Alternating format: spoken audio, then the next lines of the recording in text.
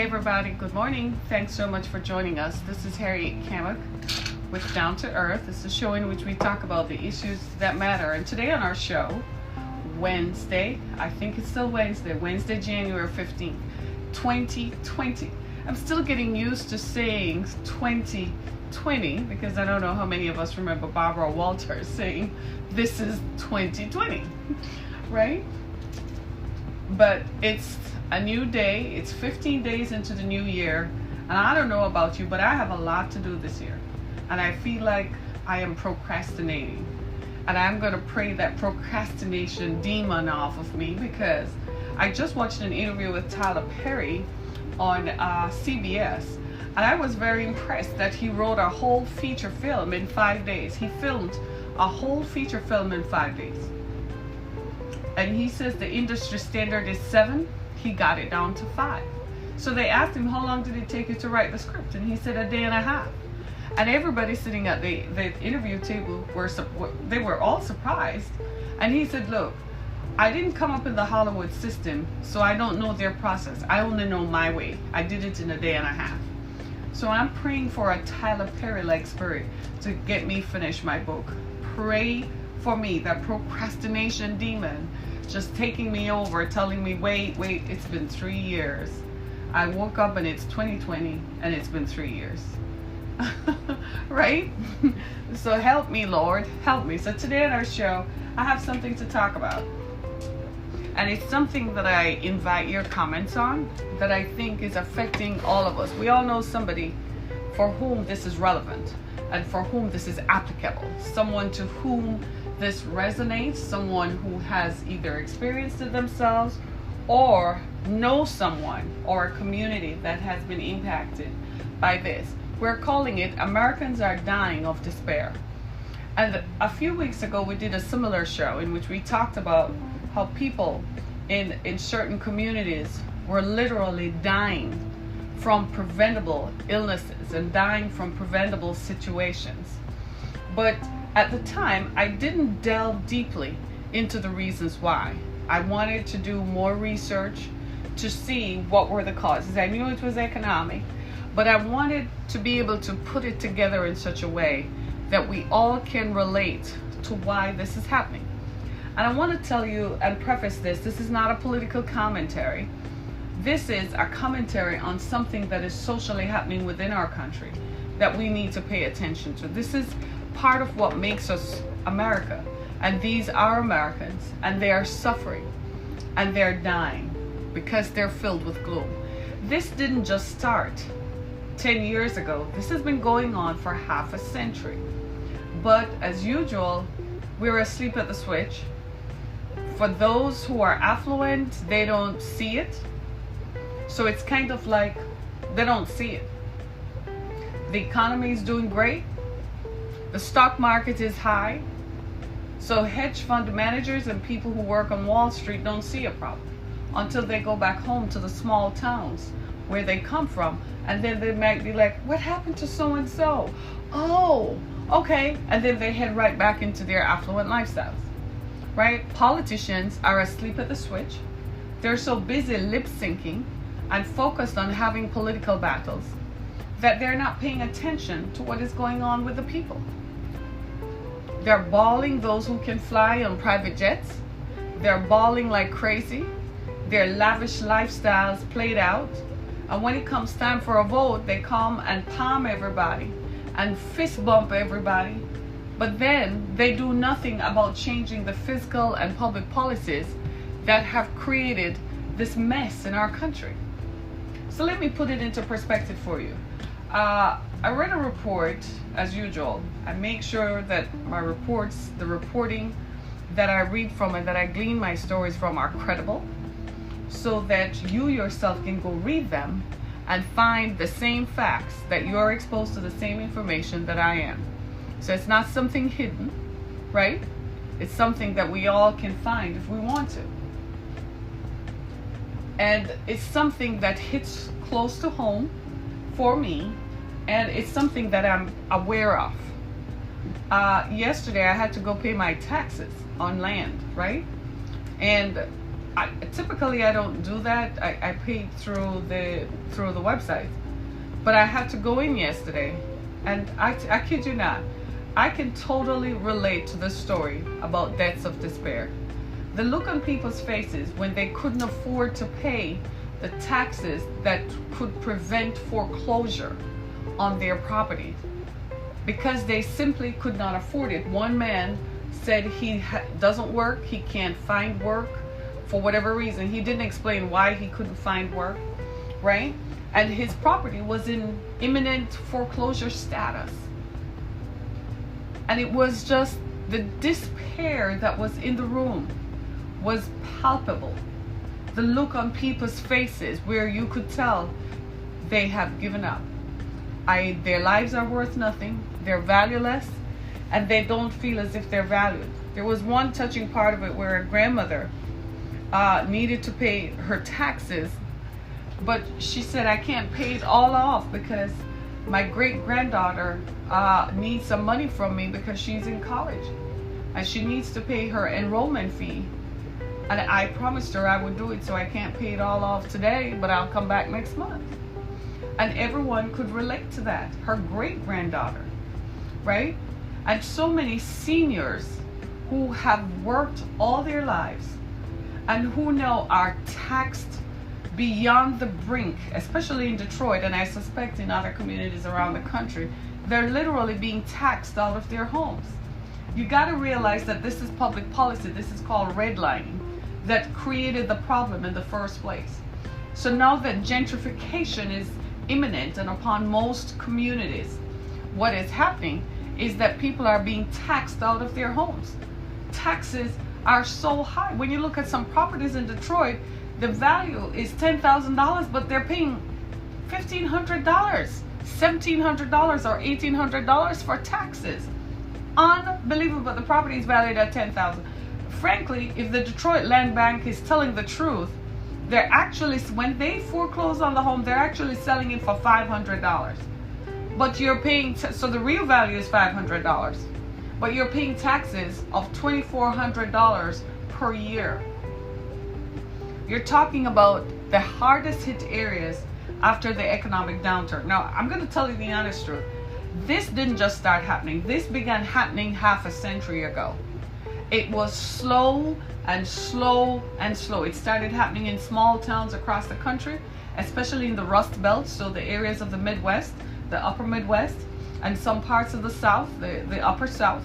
It started happening in these areas, those areas that were heavily industrialized. Due to globalization and automation, those jobs were erased. They were eradicated. They no longer existed.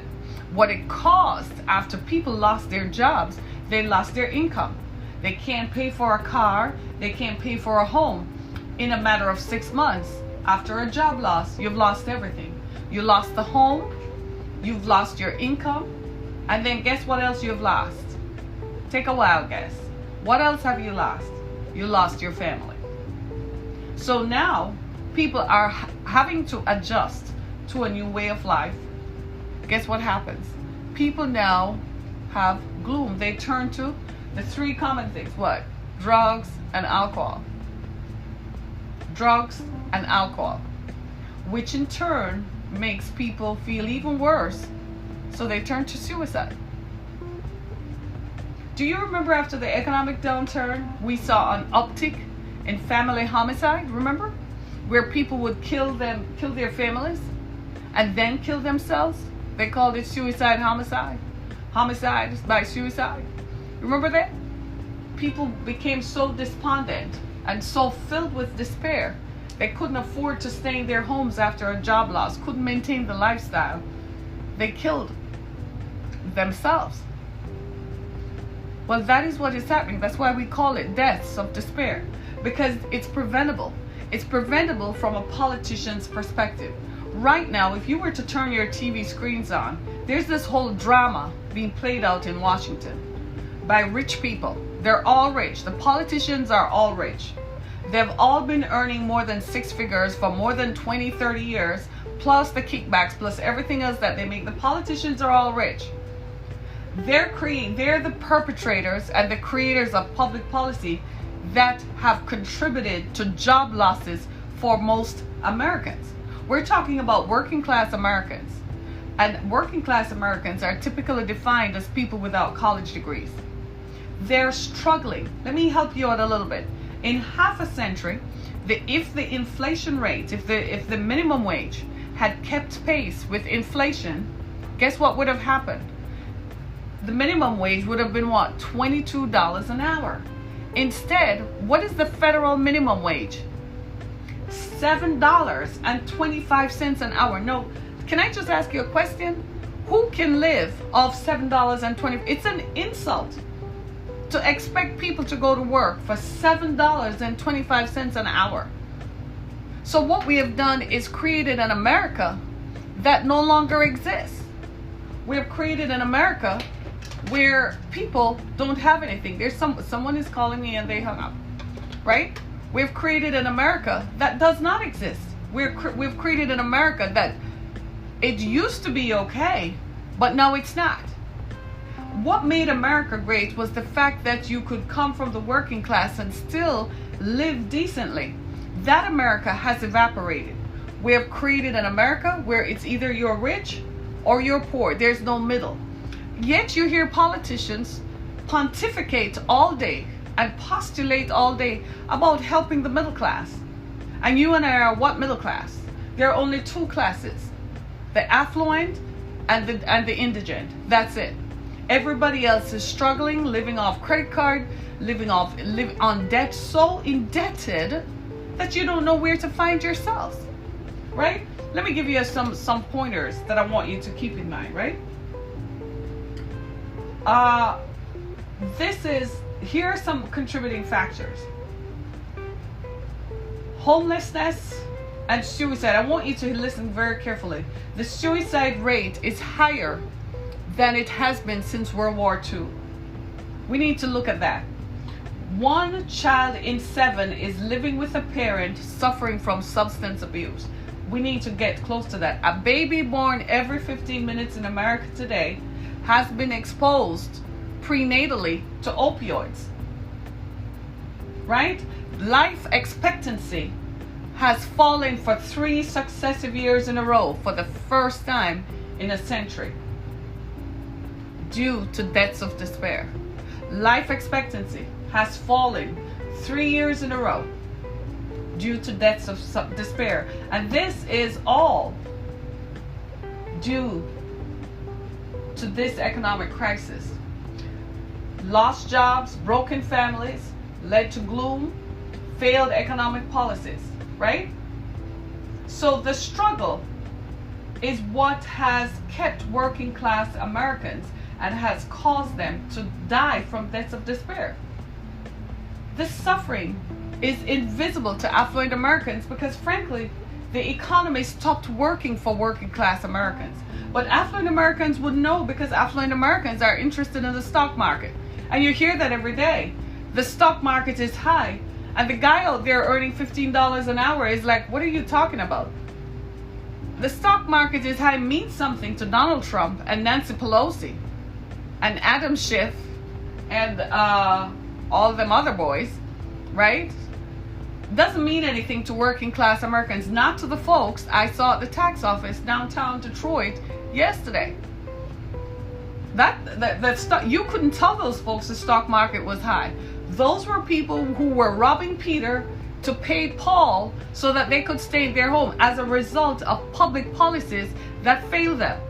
There were people who were traveling with their senior parents.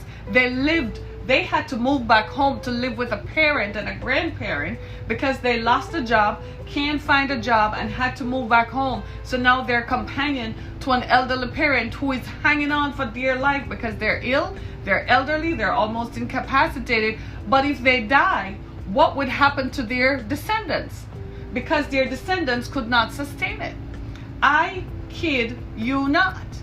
America has changed, and our power as a first world country is being compromised without us even being aware of it, because all we're focused on is the lavishness of lifestyles. We're focused on the excess of lifestyles. If you were to pick up Instagram, you would think all is hunky-dory all day. First of all, working class Americans can't afford access to the internet. Let's just be clear. Because Comcast and AT&T and internet providers per se, across the board, ensure that the cost to access the internet is so high and so prohibitive. No matter what they advertise, it's never the same when the bill comes. We all know that to be true, right? And so they can't, working class Americans don't have access to the internet. You got to get a cell phone like the one from Walmart or something, Straight Talk or something like that. Because if you were to get a real cell phone from like Sprint or AT&T, forget Verizon, that's a car note, right? Working class Americans can't afford that. Even having a cell phone has become a status symbol in America. I never thought I'd live to see the day when that is so. It used to be a cell phone was a necessity, a mobile phone they used to call it, right? Was a necessity for travel. Now a mobile phone is a luxury. There are places in America where that, even in cities, you can see a marked difference in who lives where. You can see a marked difference in how people live. There's so many people. I say this all the time. They say Detroit is a predominantly black city. Not anymore. There are a lot of white folks moving back to Detroit.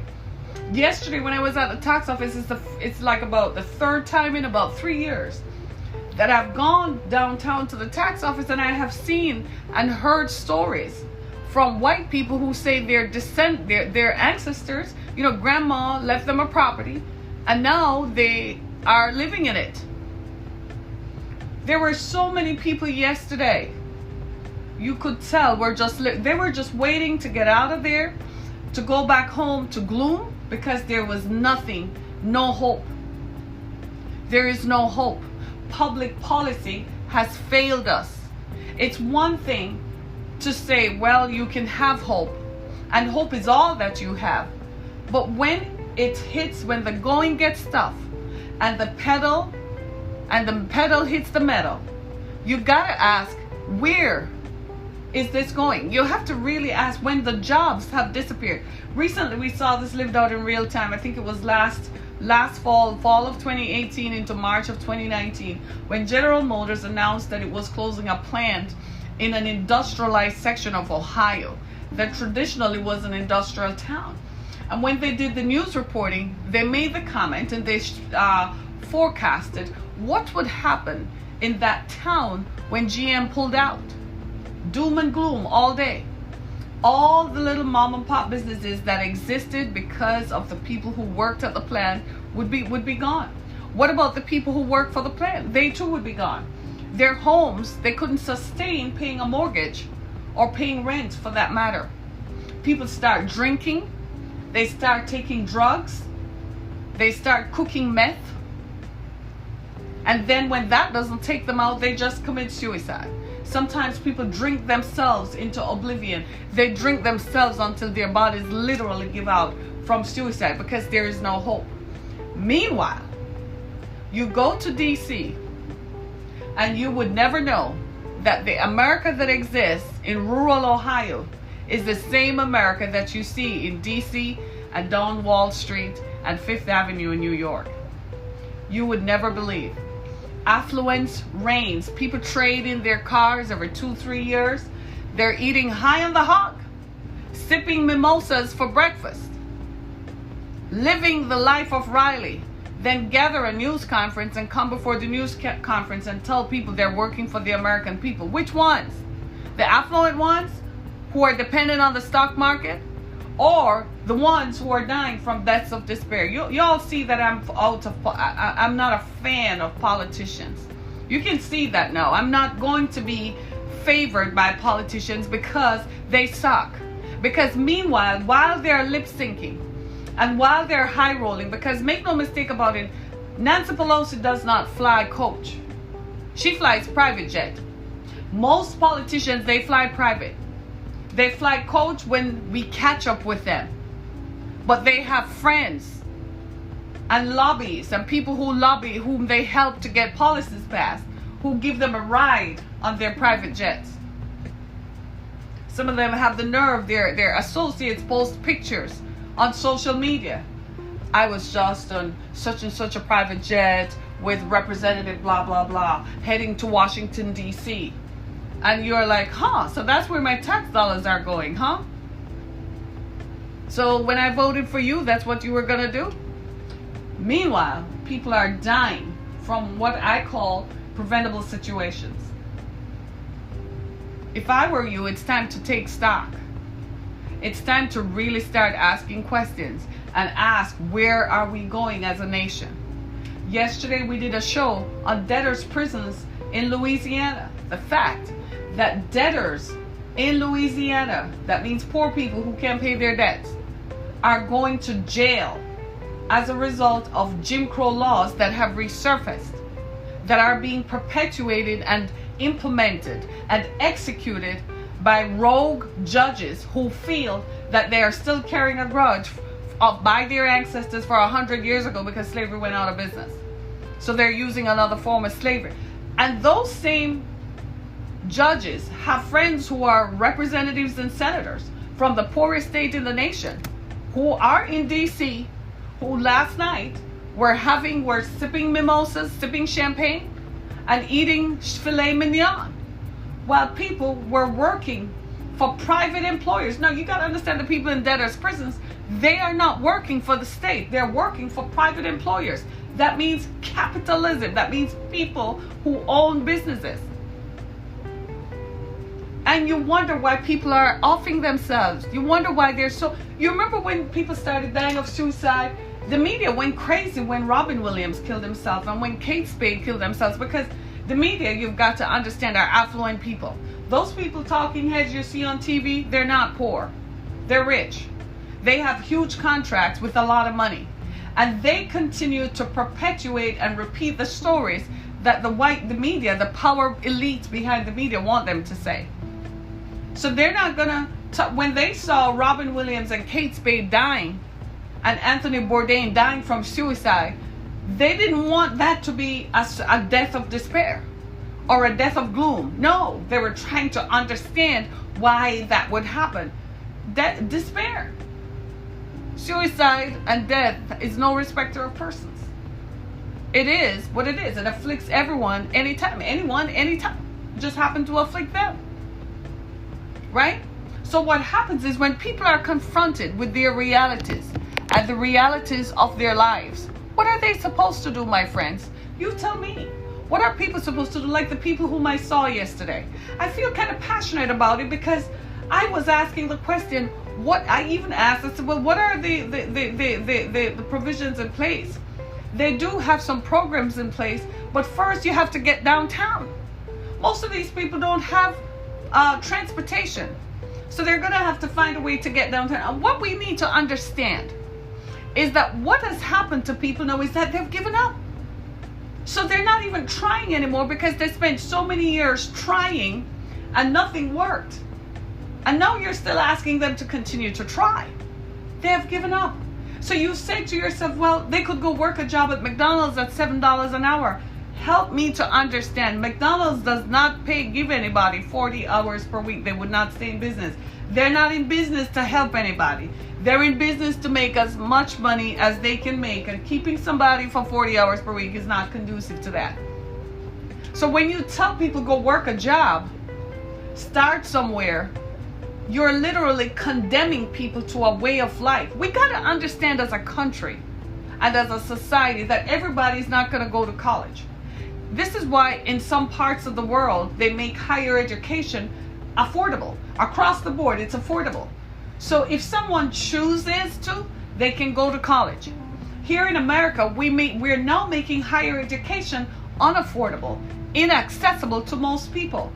Most people live in districts, in school districts, where there's not enough money, budget cuts. Politicians love to take money out of education because they can put it in their pet projects that their supporters and their bankrollers pay them for. It is the truth, right? And so what happens is they're not going to implement and execute policies that favor the people who are hurting. They're going to do what they're being paid to do. Who is bankrolling them? And so what happens is people are looking on and they're like, that America has passed and that ship has sailed me by. People don't have cable. They're watching TV using what do you call that? A little antenna thing. You know, that they don't look like the antennas that we grew up with. They're different today. My mother had one. Why? I don't know, because she paid the most horrific cable bill I've ever seen. Her cable bill was $350 because she wanted all the channels just in case you wanted it. I'm like, you're nuts, right? But what about people who can't afford that, who are on fixed income? They can't afford that. They have to pay this much for light and heat, this much for water. Water bills all over the country are excessively high. In the city of Detroit, water bills are high. We have a mayor. I don't know what purpose this guy serves. I was a supporter of the mayor, but I'm looking at him and I'm like, you haven't done anything to improve the lives of the people in the city. Crime is out of control, right? Crime is so unbelievably high. The chief of police and the mayor get together and they do a press conference and everybody is looking good. The chief of police's contract is worth $230,000 or almost $250,000, if not $320,000. So where the police come in? There are 2,400 police officers in the city of Detroit. 2,400 to 2,800 police officers in the city of Detroit. The population is over 500,000. So you tell me what 2,800 police officers can do. How effective is that policing? Every day people are dropping dead. People are shooting and killing each other because out of complete and utter despair. There's nothing left. They're angry. It is easier to find a gun than it is to find a job and to find money to pay your bills. It's way easier to find a gun. So what do you think people are going to do? They make drugs accessible. People can go get high. You can go buy a liquor at a corner store. The corner store also takes your food stamp card. You drive past them, you see the big sign. They take your food stamp card so you can go buy liquor. But you can't buy fresh fruit and vegetables that is perhaps nutritive to your body, that's going to impact your moods. You do know there's a direct correlation between the foods you eat and your moods because it affects your chemical balances in your body. How many of us know that? So here we are. After half a century of public policies that have failed Americans, working class Americans, what do we have? Is this population control? Is this an unintended consequence of population control? Because politicians don't seem to care. I didn't watch the debate last night. Anybody watched it? I don't have time for that foolishness. They're crazy. Elizabeth Warren is beating up on Bernie Sanders. I don't know if she thinks she could bring out some talking points about women like that's going to solve anybody's problem. Right? It's just ridiculous. They're so out of connect. It's unbelievable. I was doing my research for this program today, and I'm like, show me anything in what they say that's going to resonate. Because here's the deal. Half a century ago, when manufacturing and industrial jobs began disappearing, people fell into despair, right? They started moving to other places. They lost homes and so on. So here comes a man named Donald Trump. They saw him as the great white hope. They thought his message resonated with them. That's why they filled up the arenas. They thought, finally, our Messiah and our Savior has come. He has come to rescue us. But the reality is, under Donald Trump, farmers began losing their reality because he started a trade war with China and the rest of the world that has ruptured the farming economy. They had to pour milk away and give away cheese and the stuff that farmers used to export. I kid you not. Under Donald Trump, children are left without health insurance. Over 400,000 children, or 4 million children, are left without health insurance. The same people who voted Donald Trump in, who thought he was their great white hope, are the same people whom the policies adversely affected the most. They're the people who are dying most from deaths of despair. They are his voters and his supporters. Maybe he sees it, maybe he doesn't. Who cares? He's an affluent man, he's a rich man. It does not impact him, nor will it ever impact his generations to come. That kind of thing does not happen to them. So what does it matter? So the politician who is elected from communities like that, he doesn't live in that community anymore. He shakes your hands, put on his khakis and his polo shirt when he goes into the neighborhoods, or his jeans and his boots, and he shakes their hand, and then he goes home and washes his hands, put his feet up and counts his bank account to see how much money he has, because he's never going to live like that. In fact, sometimes I think these people enter politics to make sure they stay part of the power elites, so they can be removed from people's situations as much as possible. So I want to tell you what I have identified. Alcohol, drugs, and suicide are killing people. We have seen that suicide is on the rise. Like we said, suicide is higher than it's been since World War II.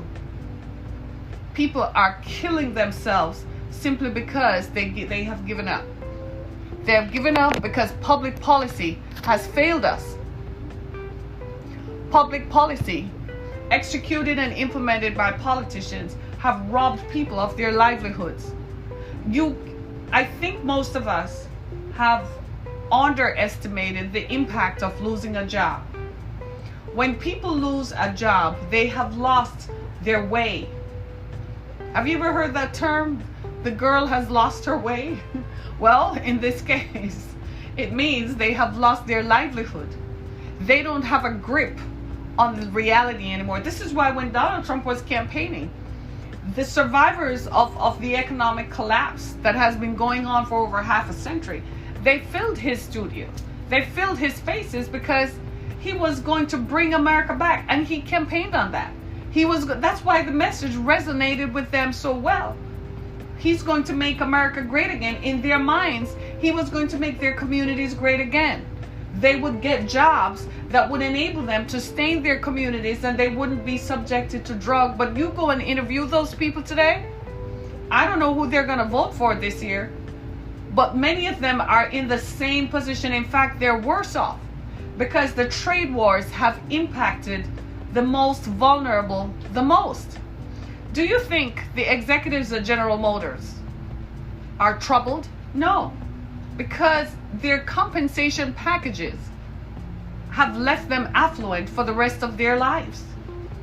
They're not troubled by trade wars. They're gonna leave, they're gonna get a golden parachute, just like the guy who ran Boeing.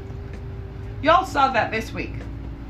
The man ran Boeing into the ground. He created this debacle around the 737 jet that they knew something was wrong, but they thought they could get away with it. Well, the board and the chairman of the board of the shareholders decided they were going to get rid of him. He got a golden parachute. He still got $62 million on the end deal in stock and options. Well, that means he got a sweet deal to leave. How is that helpful? Meanwhile, the worker still at the bottom getting $15 an hour is still getting $15 an hour. But he's walking away with $62 million. He's still gonna golf. He has more time to golf now. He's still gonna fly in his private jet, because he definitely is not gonna fly on the 737 MAX by Southwest any day now. Right? And meanwhile, the people at the bottom, do you see what I'm saying? These are the things we need to pay attention to. Hello, somebody's talking to me over there, right? And these are the issues. Voting for Trump is not going to help anybody, honey. None of these politicians are going to help unless they're really going to change the policy that is impacting people's lives. What's the point, right? You've got to really listen. This is exactly what has happened. This is a commentary, right? You have to really ask yourself, how has that helped? What about the farmers who have lost their farms? I saw in one place where the agriculture secretary told farmers to go get a job. You've been a farmer for generations. Your family were farmers. And he told people to go get a job, told the farmers to go get a job after they voted for him. They believed in him. They thought he was going to create this halcyonic world that was going to make their lives better. Right? Do you see what I'm saying? And instead, here they are. And the rich get richer because the stock market is stocked in their favor. Yesterday, somebody on my timeline said that he's rich. So I said, how much, show me, do you have $100,000 in the bank? He's like, I make $400K per year. I laughed. I said, at $400,000 per year, your lifestyle is $1 million per year. It costs you $1 million per year to live because you think you have money. I said, $400,000 per year is not money, honey. That's making it from paycheck to paycheck. He said, well, nothing is wrong with having debt. I said, okay. Something happens and you miss a payment. Let's see what happens to you. Come back and talk to me. I believe in real money. I don't believe if you're making $400,000 a year, you should live at $400,000 a year. I believe you should live at $80,000 a year and save a lot of it. That's what I believe. But hey, sucks to be me, right? Right? What the hell do I know? I'm gonna be a baller. This is the thing. People make money and immediately they want to go balling just like everybody else. You know what balling is? It means they want to go show off, is what my grandmother would call it. They want to go show off to everybody that they've made it. It's crazy. Ladies and gentlemen, we're missing the real issue. We're losing our country. We're losing people who are good people, who were our neighbors, people we grew up with, right? People who made our communities great, people who believed in an America that would make them profitable, right? People are dying from alcoholism and drug overdose and drug use. I'm tired of it myself. Cooking meth, seriously? Right? People selling weed and all kinds of stuff. People doing all kinds of substances. And you know the one that really, really gets me? Alcohol. People literally just sit down and drink themselves into oblivion. Why? Because they don't see a way out. It's filled with so much gloom. I kid you not. You look in people's faces, you don't believe me, go shopping. Go to the mall, go to the grocery store, just look in people's faces.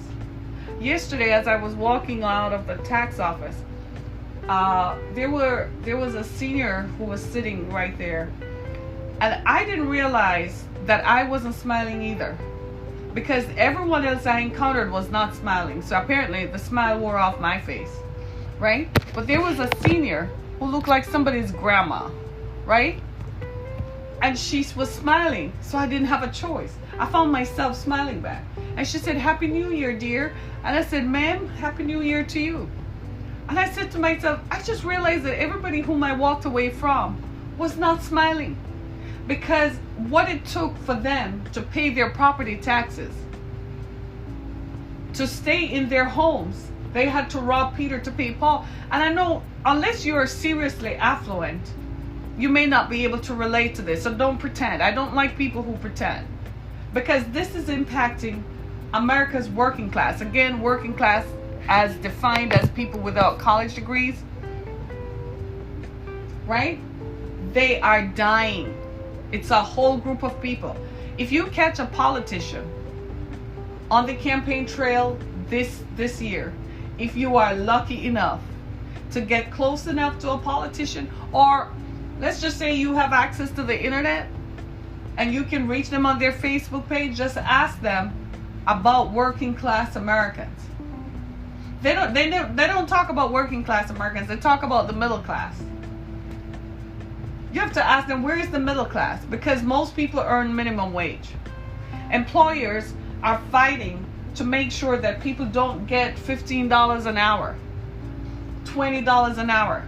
I read somewhere that if the minimum wage had kept up with the rate of inflation from half a century ago, the minimum wage would be $22 an hour. Imagine that. You could actually be doing something, right? People could live, right? Instead, people are suffering.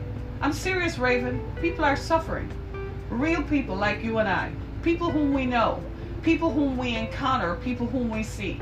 And even if you live in a circle where everyone around you is affluent, the person who cuts your lawn, the person who cleans your house, the server at Starbucks, the server at the McDonald's or the grocery store where you go to, you run into someone.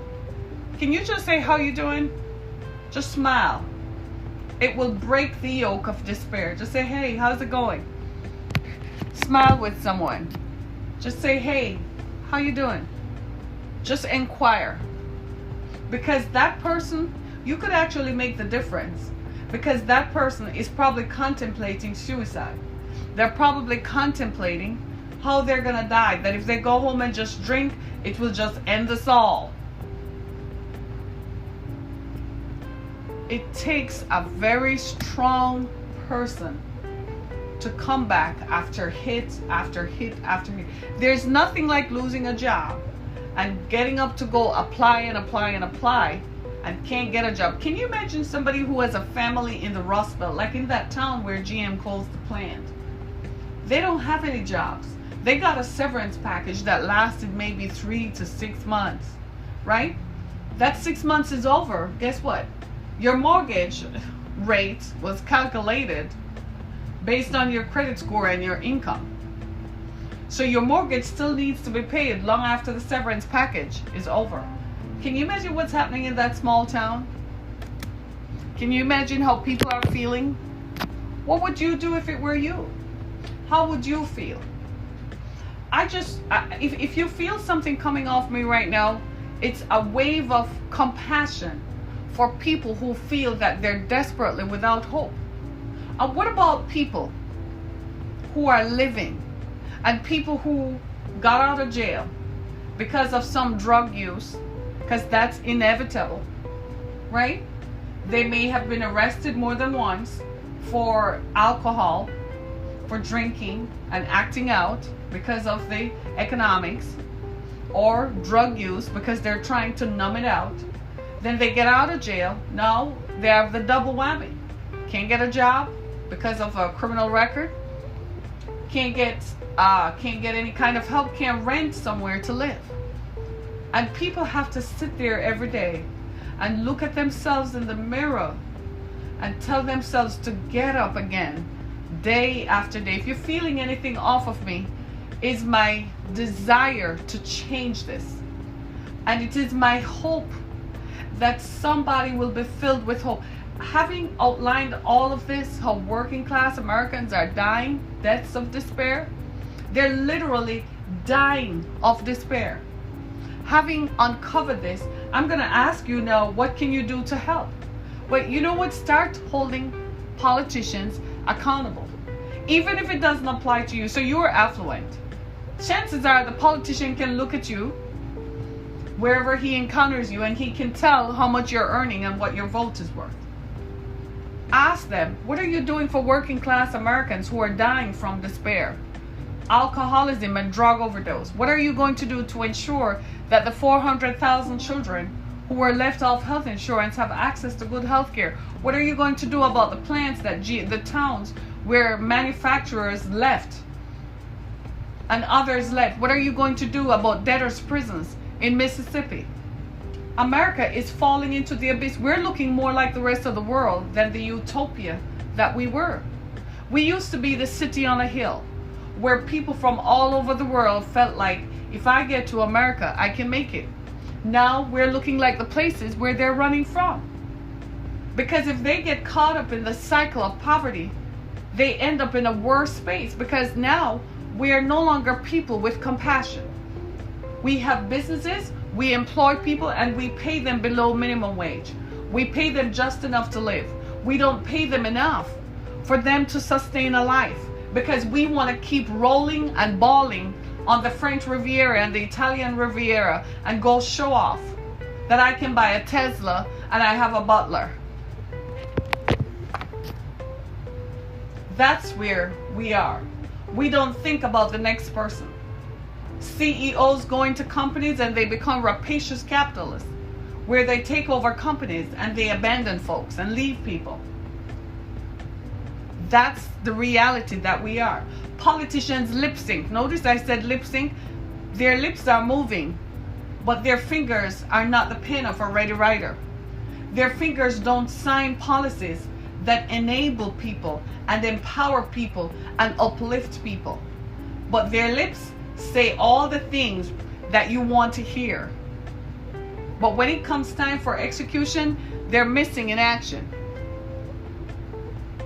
Anybody who is listening to me today, at first I want to tell you, if you find yourself as part of this group of folk, I'm telling you right now, I am praying for you. I'm praying that your individual situation will change. If you have a family member, or if it is you who find yourself in one of these three groups where they're alcohol dependent or they're on drugs, I'm begging you to seek help. There are resources available. And if you know someone who feels like they're at the end of their rope, there's nothing, as Harriet, I don't know what else to do. The job left, they're about to repossess the farm, they're about to repossess the car, they're about to repossess the house, they're about to come and take over everything. What am I going to do? I'm still going to pray for you that you will find hope and peace. See, what happened is, Raven, you voted for Obama twice because you thought that was good. The public policy never changed. Hence, you went and voted for Trump. You're just part of the cycle that the sociologists are identifying. So you saw Trump as the great white hope because he promised. And he looked like he was going to come and rescue. When in fact, nothing changed. Nothing changed. They don't want it to change because they want to control. They want a situation where there's always the powerful and there's the powerless. The America that existed after World War II, they don't want that America. That was too empowering. It created the sexual revolution and the social revolution of the 1960s, and they don't want that anymore. They want the powerful and the powerless by any means necessary. Do you see what I'm saying? I'm asking you, if you're a politician, and I know some of them listen to me, and if you're an influential journalist, I know some of you do listen to me, I'm asking you to spread hope and peace wherever you go. Reach out to people. Talk to people. Look them in the eye and say, I'm with you. I believe in you. I believe in you. Move somewhere else. Get on a bus. Leave some of the stuff behind. Get on a bus. Go to another city. Start all over again. Encourage people. Tell them it's going to be okay, even if it's not okay in West Virginia where they are. Even if it's in the Appalachian Mountains, move from there. Go somewhere else where you can find resources that can help you to get out of it. Don't just go cooking meth in your grandma's trailer, because that might kill someone one day. They might come, lock you up, put you in prison for 13 years, and no, prison is not an exit. So I'm asking all of us, can we start thinking about one another? Each one, teach one. Each one, love one. Each one, take care of one. You're driving down the street and somebody's standing on the corner. Just give them $1 for crying out loud. You don't know what being homeless is. And you giving that person $1 is saving somebody who is in a shelter.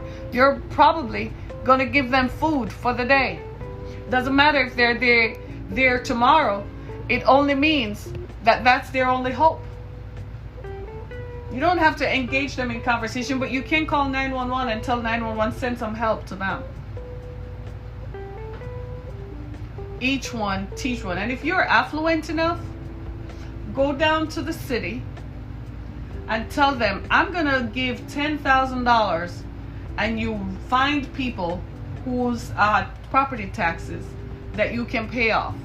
I'm going to give $100,000 to pay off people's property taxes so they can stay in their homes. Do you understand what I'm saying? I'm going to send someone's kid to school. I'm going to help your child, help them fill out an application to get into college. I'm going to help your child. I'm going to pay an enrollment fee like that grandmother did yesterday for her great-granddaughter. Pay an enrollment fee for a child to stay in college. I'm going to buy someone's grocery.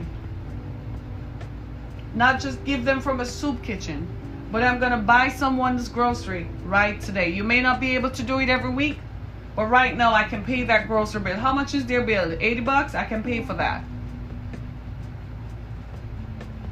And you are going to help someone. We need to help one another, because guess what? The politicians are caught up in a power struggle. It's a battle of egos to see who is going to emerge the strongest, the most powerful. That's all it is. I have the power, so I'm flexing my power. And I'm going to show you who has the real power. It's a power struggle. And the media loves it because we tune in to see how the end of it will go, knowing that it's going to impact our bottom line. But the talking heads in the media are paid a huge sum of money. So it gets good ratings for them. Gets their adrenaline pumping. Meanwhile, real people are dying from deaths of despair. Real people are contemplating suicide. Real people are drinking themselves into despair. Are you hearing me, Raven? Are you hearing me? Are you hearing me? You help the homeless? Thank you.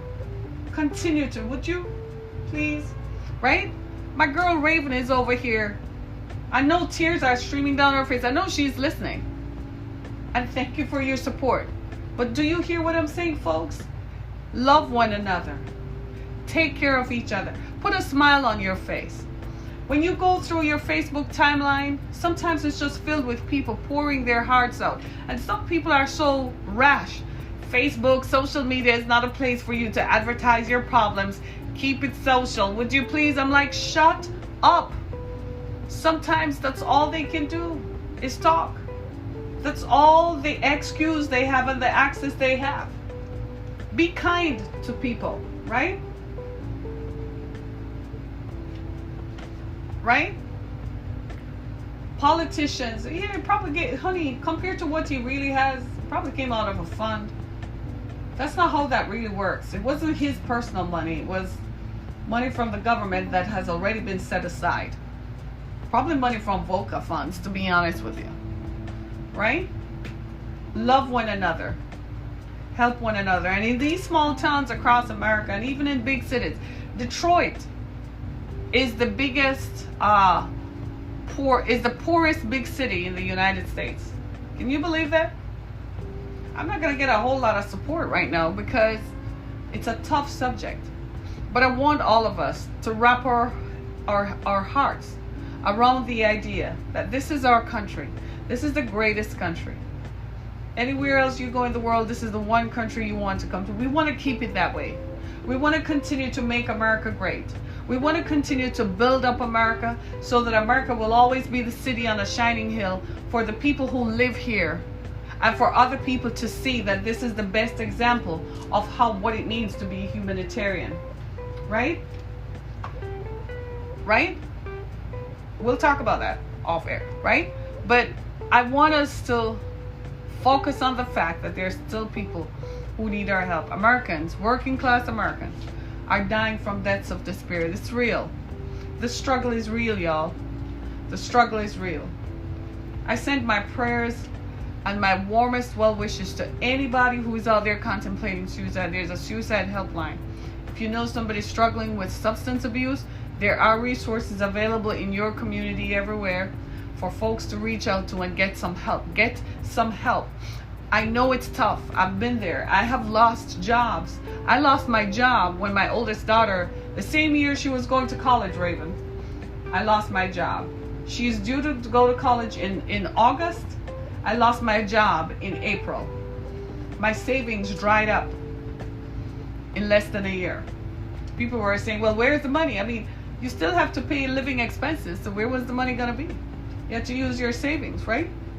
You see what I'm saying? So I've been there. I know what it is like to feel hopeless. I know what it is like to wonder if this is all. I know what it's like to apply for jobs and not get one. I know what it is like to see your bank account dwindling and it gets down to $0.0. I've been there, and I had to pull myself back by my faith. All I had was hope that tomorrow it was going to change. If I hang in there one more day, Lord, give me enough strength to make it through this day. Just pray for this day. If I can get through this day, then I'll find some help. And then go out there and find some help. And keep trying until you pull yourself out of it. I guarantee you, within a year, within 2 years, you won't be the same again. You won't be the same person again. Just keep trying. Don't quit. And don't give up. Just keep trying. Move if you have to. Network. Reach out to people. I know they say all of that. I know we did all of that. But keep trying. Don't quit. Try again. Look at it a different way. Try again. If you don't have internet, go to the library. And you might say, well, Harriet, how am I going to get to the library? Take the bus. Go apply for resources. They can give you a bus pass. You see what I'm saying? Start somewhere. But start all over, man, it is what it is, right? Thanks so much, everybody. This is Harriet Kamick with Down to Earth. This has been a Down to Earth conversation. I just want to remind you to stay down to earth and continue to support our podcast on Anchor FM. Click on support this podcast.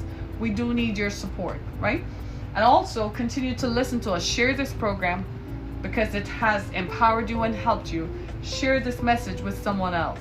It's an interesting topic, but it's also an empowering topic because it reminds all of us that despite the gloom, there is still hope. Let's find the hope that is within us so that we can help someone else, right?